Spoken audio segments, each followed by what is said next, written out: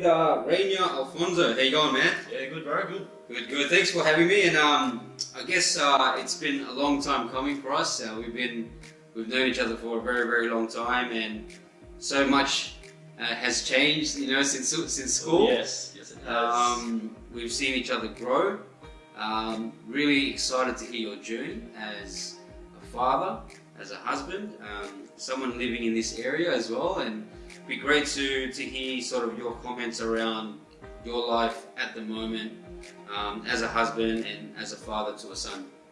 Yeah, look, I think being a father is a little bit, it's a shock to the system. Obviously, we've got the one boy at the moment, and at the start it was, you think once you have a baby it's going to be smooth sailing, nothing, everything's going to go the way you want it to be, everything's going to go the way you planned it to be. But obviously in life things don't go that way, and we've obviously had some difficulties, especially in regards to Levi, as you may know that he was diagnosed with autism, so definitely something we didn't plan. But we basically took it upon ourselves to ensure that he gets the best possible future despite his special needs. In terms of being a husband, look, Jules and I have been together since we were 18, so since I was 18, she was 19, so I'm 34 now. Nothing really has changed in the sense of our relationship, except for obviously more responsibilities, being a father, having a mortgage, career-wise as well. Probably that's the only things that have changed. Other than that, everything else, our relationship seems to be, still the same. Awesome. Still the same as that time I met her when I was 18. Wow. What would you say is the most precious moment when it comes to... Hello, Levi. Come here, buddy. Come sit down with Daddy.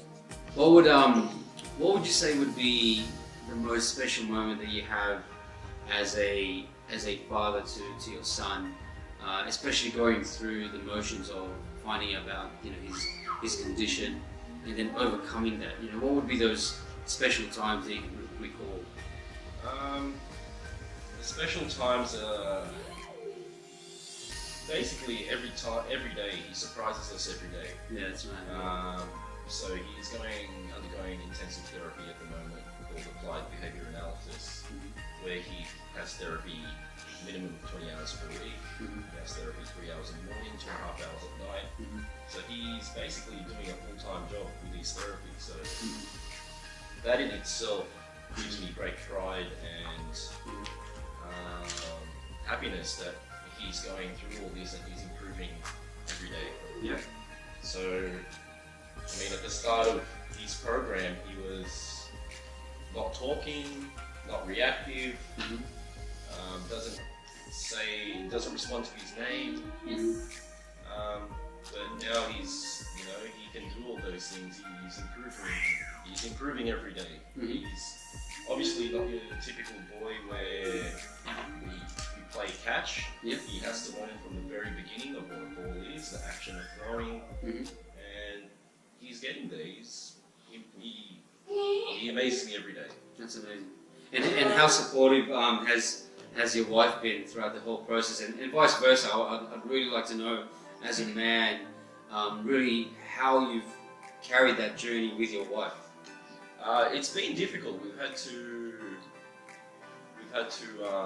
adjust. Obviously, it's a big adjustment, especially. I would say more so for Jules, because she was a full-time worker and she dropped down to part-time so she can make more time to help with taking Levi to therapies and appointments and things like that. With me, it's a little bit more different because, as you know, I'm a shift worker and I do have a lot more time off because of the shifts that I work. So my shifts are quite flexible. It's more so Jules having to adjust to part-time work, which we've done well. juggled it pretty good so far. Mhm. And yeah, I think that's definitely hats off to Jules for going part time and taking one for the team. Yes. That's amazing. That's amazing. I mean, 18, 19 years together, that's a big, well, 15, 16 years together, that's a big feat. Yeah. Being together for that long. What would be some of the tips that you would give to parents similar, going through, the same challenge or the same obstacles that you have had to go through? If you could name maybe top 3 key tips for them, what would it be to keep positive or to stay focused? What would be your tips? Top 3 tips. That's tough because there's plenty of tips to give. Number 1 would definitely be patient. Definitely patience. Especially with a special needs child, patience is definitely key. Especially in relationship with your significant other, or whether it be your girlfriend or your wife. Definitely patience. 2 would be have as much fun as possible. I think you have to try to have as much fun as possible. Levi, go to mum. Go to mummy. He's cute. He's so cute. He loves the camera. Look, have fun. Try to have fun as much as you can. And number 3, stay positive. Awesome.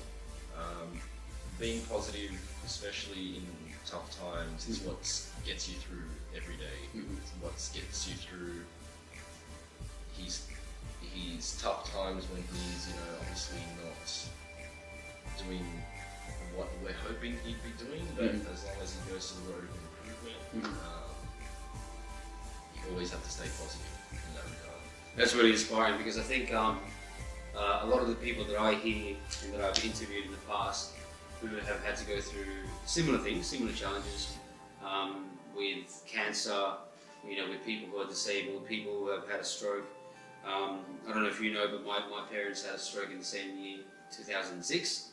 And for us, it was a big alert because everyone has to grow up quickly. Exactly, yeah. So that's inspiring. And I think what I wanted to also ask as well is, what would be your sort of 5-year goal for Levi as a father, but also between you and your wife? What would be your 5-year goal that you can? 5-year goal. We try to take it one step at a time, especially with autism, because it's one of those things that you just can't predict the path that he's going to take. But one of the main goals for us is turning 4 in March, so we're thinking school. Yep. Awesome. Our main goal for Levi within the next 5 years is basically number 1 is to go to mainstream school, develop the capacity to attend school in the mainstream environment, and 3 is I just want him to make friends. Basically, so his social interactions, obviously with autism, social interactions is impaired.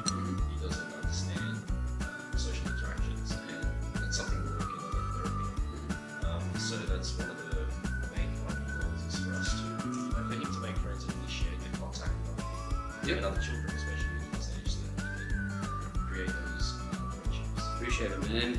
And what do you think of the suits or shirts movement that we're trying to really set out there in the not just in our community in Blacktown or in Sydney, but right across Australia and certainly right across the world? What do you think of the movement at the moment? I think the suits or shirts movement is quite positive in a sense where I'm actually a member of quite a few groups, support groups, especially in the autism world or community, as you would say. And the one key factor that I see in these support groups is that there's not many dads, fathers that are in these support groups. So most of the it seems like most of the burden goes to the mother. And I just want to share my story so that other men in the same situation as myself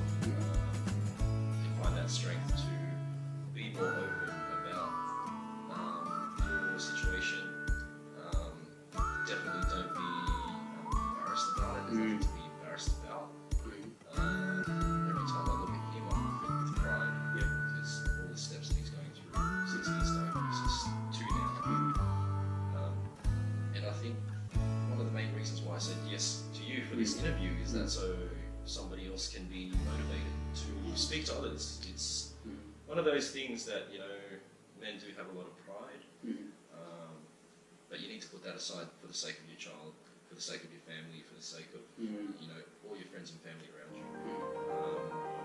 And trust me, it's a good process. It's great to let it out. It's good. It makes you feel better. It makes you feel like you can release all that stress, these thoughts in your head that you just, instead of just talking to your wife, you can talk to somebody else who's in the same boat as you. That's right. You can speak to them in a different way that I would to my wife. So that's what I think about this sponsorships. I think it's really cool. Appreciate it. Yeah. If I was to say, what would be your final message to the community that we're going to be approaching? Because what we're trying to do as well is to influence and inspire, not just people in our community, but right across the world.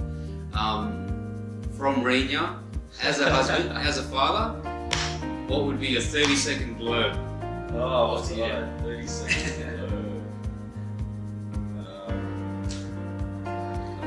That's fine. Can you ask that question again? What would be your 30-second blurb for the men out there who are struggling to stay positive, who are struggling to find a way, who are probably also in health and medical, or maybe in a totally different industry like construction? How do you stay focused? How do you stay positive?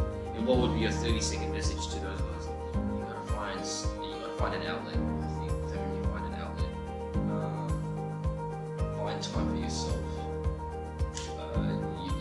Your life is already stressful enough. It's always good to have an outlet, have peers that you can relate to try and release all this pressure, and people that you can just talk to. I would definitely say make sure you have something to release that anxiety, those fears. And talking as well. Totally agree. Which is sometimes a hard thing, isn't it, for men? Yeah, definitely for men. As you know, I work in the health industry, and I see a lot of. I actually see more men than women come in with, you know, these kinds of issues with depression, and it's quite sad. Yeah. You know, at least they come forward towards the end and speak to us, find that professional help. And sometimes it's a lot harder for men to say, you know, I have some sort of I need help. Yeah. And this movement is good in a sense where you can reach out to others, you're connecting others, not just men, but other people who may be in the same predicament or issue that, you know, I may be facing, and talk and get some advice, get some tips, but definitely talking, definitely making time for yourself, and try to stay positive and have fun. Trying to have fun is the main. Awesome. Yeah. Thank you so much, Rainier. I appreciate it, man. Appreciate your time. No problems. Pleasure, man. Thank you so much.